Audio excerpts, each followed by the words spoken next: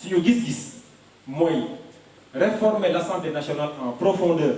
waaye duñ yem ci loolu mais c'est de réintégrer li nga xamante ne moom mooy l'esprit du parlement bicaméral dans le cadre de la restauration du Sénat loolu nañ ci dellu si incha allah amul benn politique publique boo xamante ne tey mën nañu jàpp raisonnablement ne cette législature défendre na ko wala taxaw na ci wala def na ci loo xamante ne lu askan bi mën a teg bëtam la wala lu ci loxo mën na ci teg loxo.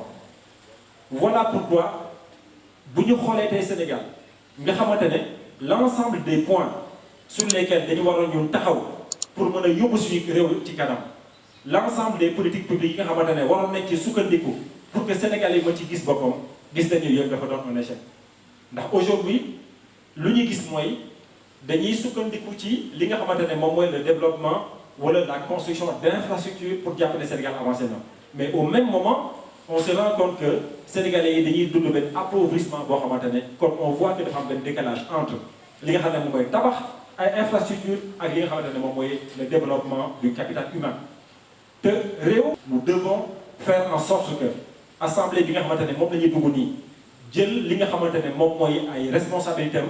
jël le destin de ce pays te loolu yaakaar nañ ni boo leen ñu joxee la majorité puisque tey li ma leen di wax moom mooy li jëm ci le département mooy li jëm ci la liste département mais au-delà de la liste département li ma bëgg mooy moo tax message bi il s'adresse à la fois aux Thiessois mais il s'adresse aux Sénégalais dans leur ensemble ndax li ñu bëgg mooy que Sénégal égati li nga xamante ne moom mooy la majorité jox ñu ko parce que bu ñu ko joxee nous allons bâtir les politiques publiques yi nga xamante ne soxla nañ ko bâtir li nga xamante ne moom mooy les réformes institutionnelles pour avoir un parlement qui soit responsable bâtir les politiques publiques pour traiter la question sociale dans le cadre d'une politique économique digne de son nom. Dans le cadre de la réforme du Parlement, faire en sorte que les étudiants yi nga xamante ne ñu ngi nekk université Gaston Berger wala nekk université Cheikh Anta Diop wala l'ensemble des universités du Sénégal dinañu def en sorte que dans chaque domaine ñu jël fa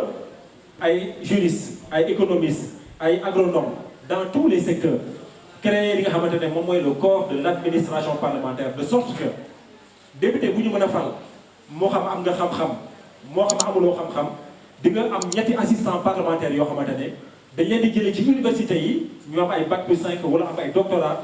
toftal leen ci li nga xamante ne moom mooy député yi de manière à ce que ñuy mën a jàppale député yi notamment quand il s'agira de travailler dans les commissions moo xam commission de loi la moo xam commission de finances et cetera et cetera donc loolu c'est un point important sur lequel nous sommes en train de travailler te loolu nit ci indi soo bëggee régler li nga xamante ne moom mooy xëyu ndaw yi il faut que nga def ko selon des outils et le premier outil ak le premier instrument que nous allons mettre en place moom mooy c'est la transformation de nos ressources naturelles. Deuxième point bi nga xamante ne dañ ci discuter moom mooy la santé bi dañu gis ni suñu réew mel ni Thiès par exemple da ngeen di gis ne mi ngi màgg waaye li nga xamante ne moom mooy le développement de la politique sanitaire toppul li nga xamante ne moom mooy l'agrandissement de la ville de Thiès wala du département de Thiès. Donc ce que nous allons faire c'est de bâtir une politique de la santé que ça soit à Thiès mais que ça soit également dans tous les départements du Sénégal bâtir benn politique boo xamante ne day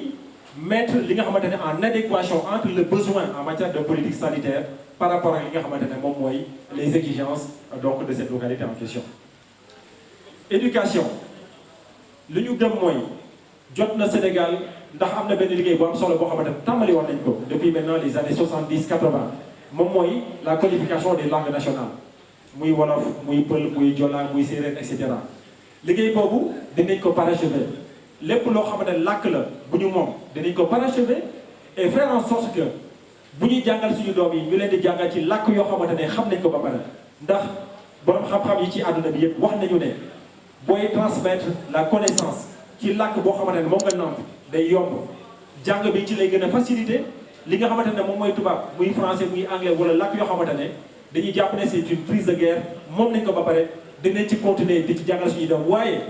le transfert de connaissances se fera dorénavant dans les langues nationales et pour ñu def loolu dinañu parachever la codification de ces différentes langues. li nga xamante ne moom mooy l'administration de façon générale